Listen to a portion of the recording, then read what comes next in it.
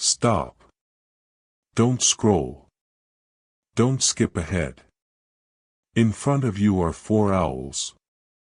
And in the next few minutes, one of them is going to tell you something about yourself that you've never been able to put into words. Not because of magic. Not because of astrology. But because of something Carl Jung discovered about the human mind over a century ago. And it still holds up today. Your unconscious mind has a language. And it speaks through what draws you in. What makes you stop. What pulls you closer with no logical reason at all. So before we go any further, look at these 4 owls. Don't think. Just feel. Which one pulls you in right now? Remember your number.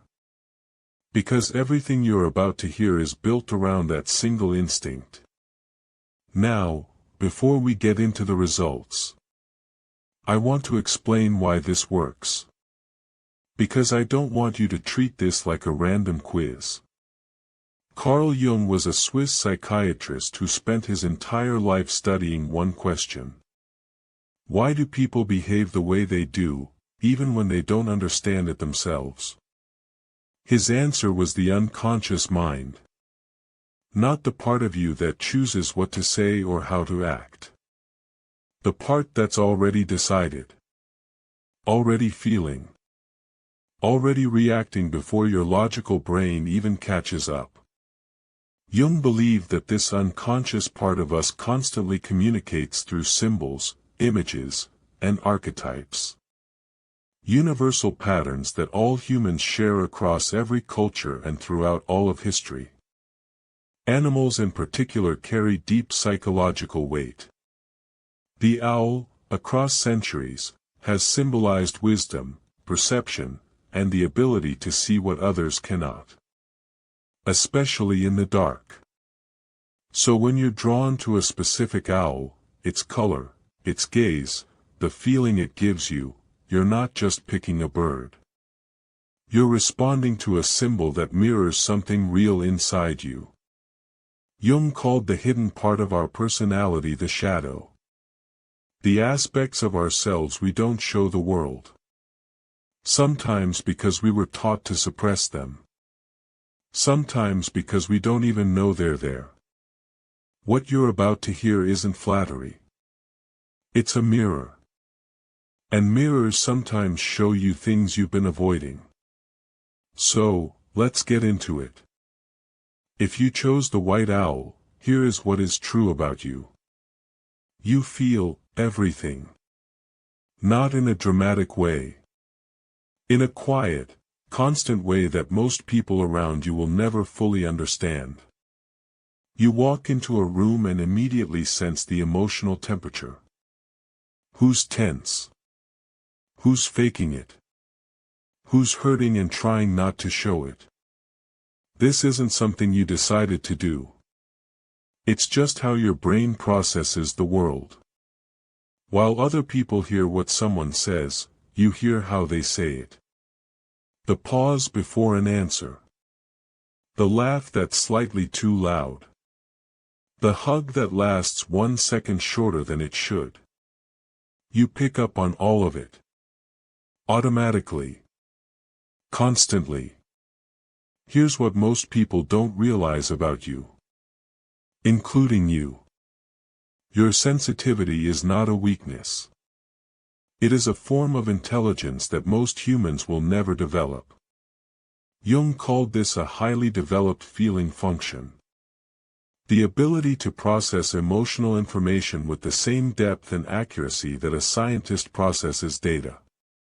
You understand people. Not just on the surface. You understand their fears, their motivations, what they need to hear versus what they want to hear. And you often know the right thing to say before the other person even finishes their sentence.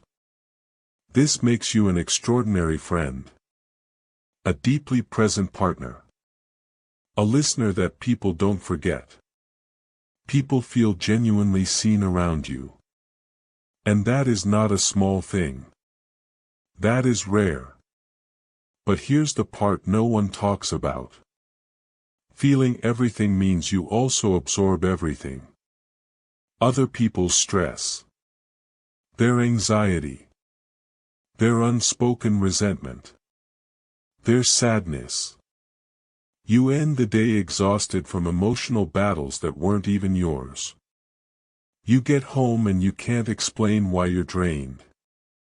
Nothing happened to you directly, but you carried everyone else's weight without realizing it.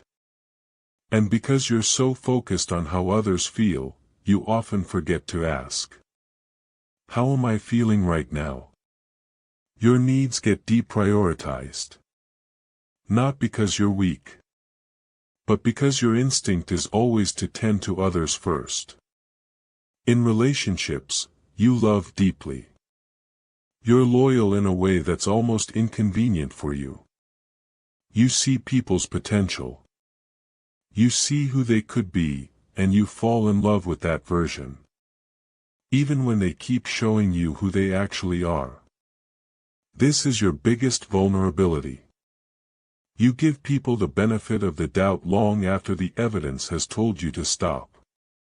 And when you finally do pull back, when you finally protect yourself, it doesn't come with a fight. It comes with silence. A quiet withdrawal that the other person often doesn't even see coming. Because you don't explode. You disappear. The thing you don't see about yourself is this. You've been told, directly or indirectly, that your sensitivity is too much. Too emotional. Too intense. Too soft. And somewhere along the way, you started to believe it. So you learned to hide it. To appear more logical, more composed, more unbothered than you actually are. And you got very good at it. But suppressing that part of you doesn't make it disappear. It just pushes it underground, where it shows up as anxiety, as emotional exhaustion, as a sense of loneliness even when you're surrounded by people. You are not too much. The world does not need you to feel less. It needs you to stop apologizing for how deeply you feel. The work in front of you isn't to become harder. It's to learn that not everyone deserves access to everything you feel. You can be caring and have boundaries. You can be loving and protect yourself. Those things are not opposites. Your sensitivity is not your weakness. It is your greatest power. And it's time you treated it like one. If you chose the brown owl, you are someone who has been the strong one for so long, that you've almost forgotten what it feels like to need someone else. You are reliable. Steady. The person people call when things fall apart. Not because you have all the answers, but because you don't panic. You assess. You act.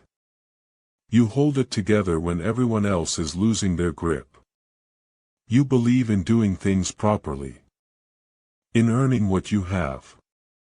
In the slow, unglamorous work of building something that lasts.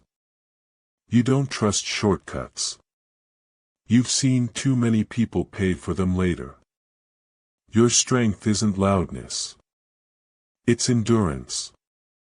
You have an extraordinary capacity to keep going when most people would quit. Not because you're immune to pain or doubt, but because you've developed something most people lack. The ability to function through discomfort. Not just after it. People trust you, not because you're perfect, but because you're consistent. And in a world full of people who overpromise and underdeliver, consistency is rare. And deeply valuable. But here's the cost of being the reliable one. You carry more than your share. Not because people force you to, but because you can't stand watching things fall apart when you have the capacity to prevent it. So you take on the extra responsibility. You fix the problem before it becomes a crisis. You stay late. You show up early. You hold the weight quietly. And over time, this accumulates. Not as one dramatic breakdown, but as a slow, grinding fatigue. A tiredness that doesn't go away with sleep. A feeling that you've been running on empty for longer than you can remember, and you're not sure when it started. You don't fall in love quickly. You observe first. You test, not cruelly, but carefully. You watch how someone treats people they don't need to impress. You listen for consistency between what they say and what they do. Because you've learned that trust, once broken, is almost impossible for you to rebuild. You don't have many second chances to give. When you do finally open up, you give fully. You're not the person who keeps one foot out the door. You commit. You show up. But here's what hurts you most. When someone takes that reliability for granted. When they start to see your consistency as something they're entitled to, rather than something you choose to give. That quiet realization that you've been taken for granted, is the wound that cuts deepest for you. You tend to delay yourself. You are so good at prioritizing what's practical, what's necessary, what other people need, that your own desires get pushed to the back of the queue. Again and again. And you do it so naturally you don't even notice. You rationalize it. This isn't the right time. Once this is handled. When things settle down. But things never fully settle down. And the version of yourself that you keep postponing, the one who rests, who asks for what they want without guilt, that version never gets to show up. You are allowed to need things. Dependability doesn't mean you have to be endlessly self-sufficient. It doesn't mean you can't have hard days, or ask for help, or admit that you're running low. The people worth having in your life, the ones who truly deserve you, will not think less of you for being human. They will be relieved to finally see it. You've spent years being someone others can lean on. It's time to let someone be that for you.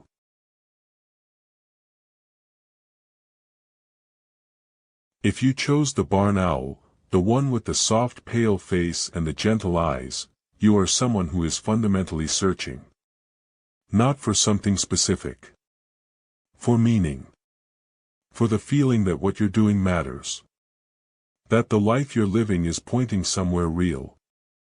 You are the person who asks questions other people don't ask. Why are we doing it this way? What's the actual point? Is this making anyone's life better, or are we just going through the motions? You don't accept surface-level answers. Not from other people. And not from yourself. Your greatest gift is your curiosity. Intellectual and emotional simultaneously. You have the rare ability to hold multiple perspectives at once. To understand why someone thinks the way they do, even when you completely disagree with them. You don't need the world to be simple. You're comfortable with complexity. Jung connected this personality to what he called the individuating self. Someone on the path of deep self-discovery, constantly integrating new parts of who they are into a more complete whole. This means you grow. Constantly. You are not the same person you were 5 years ago, and you know it. And you won't be the same person 5 years from now, and that doesn't scare you. It drives you. But the search for meaning can become its own form of paralysis. Because if nothing feels significant enough, you stay still. You wait for the right opportunity, the right moment, the right level of clarity. And meanwhile, life moves without you. You also have a tendency to abandon things once the initial depth is gone. A project. A relationship. A job. When it stops feeling meaningful, you start pulling away. Not dramatically. Just quietly losing interest. Going through the motions. Looking for the exit. This pattern leaves you with a trail of unfinished things, and a quiet guilt about them. You need depth in relationships. Not drama. Depth. You need to be able to talk about real things.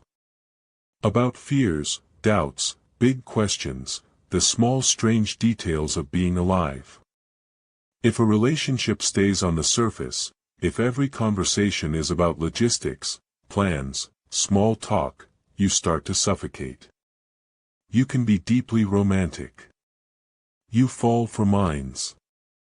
For ideas. For the way someone sees the world. But here's your vulnerability. You can become so focused on who someone could become, on the potential of what you could build together, that you miss who they actually are right now. And that idealization eventually leads to disappointment. You sometimes use the search for meaning as a way to avoid the messiness of commitment. If you're always looking for something deeper, something more, something better, you never have to fully arrive. You never have to say, this is it. This is my life. I'm choosing this. And while that keeps your options open, it keeps you from the one thing that might actually give you the meaning you're looking for. Presence. The meaning you're looking for is not somewhere else. It's not in the next chapter. The next relationship. The next version of your life. It's in the depth with which you engage with this chapter. Depth is a choice. Not a discovery. You don't find it. You create it by showing up fully for the life that's actually in front of you. Stop waiting to be ready. Stop waiting for it to feel significant enough. You're already in the middle of something that matters. Let yourself notice that.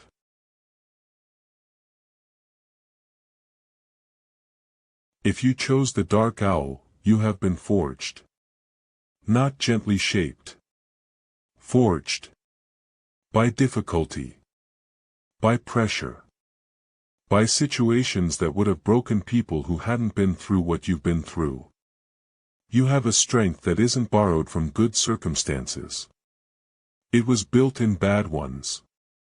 And that's a completely different kind of strength. From the outside, you can appear cold. Guarded. Difficult to reach. And you know this. You've been told it.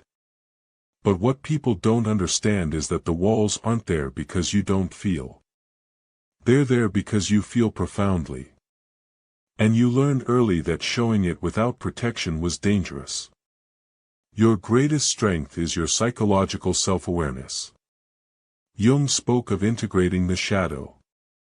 Confronting the dark, difficult, uncomfortable parts of yourself instead of pretending they don't exist. Most people never do this. It's terrifying. It requires looking at your anger, your ego, your capacity for cruelty, your deepest fears, and instead of denying them, saying, I see you. I understand where you come from. And I'm choosing how to act. You have done this. Maybe not perfectly. Maybe not completely. But more than most. And that is why you have a kind of emotional intelligence that is fundamentally different and deeper than someone who has only ever lived in comfort. The cost is disconnection. Because you've built such effective armor, genuine intimacy is almost impossible to let in. Not because you don't want it. But because the mechanism that protects you from being hurt also keeps out everything else. You watch other people form easy connections, laugh freely, open up quickly, and there's a part of you that wants that. But another part immediately catalogs all the ways it could go wrong. All the ways you've seen it go wrong before. So you stay at a slight distance. Close enough to be present. far enough to stay safe. You don't trust easily. And that's not a flaw. It's a logical response to what you've experienced. You watch actions, not words. You observe behavior over time, in different situations, under pressure. Because you know that anyone can be charming when things are easy. When you do finally trust someone, it's because they've earned it. And when you love, it's not casual. It's complete. But you get hurt in a specific way. Not by fights or betrayals. But by indifference. By realizing that someone you let in doesn't actually see you. That they saw a version of you that was easier to handle, and they were comfortable not looking deeper. That realization doesn't make you angry. It makes you go quiet. And once you go quiet in a relationship, it's almost never temporary. You conflate vulnerability with weakness.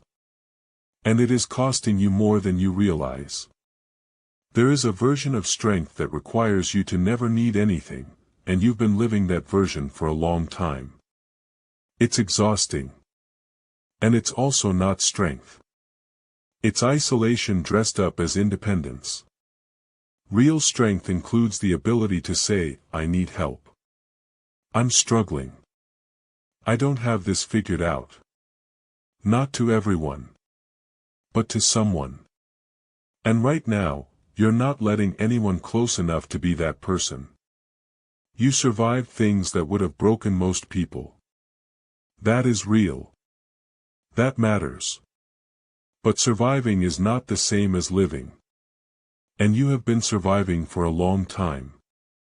The version of you on the other side of this, the one who can be both strong and open, both protected and connected, doesn't require you to give up your edge. It just requires you to be willing to be seen. That's not weakness. That's the bravest thing you could do.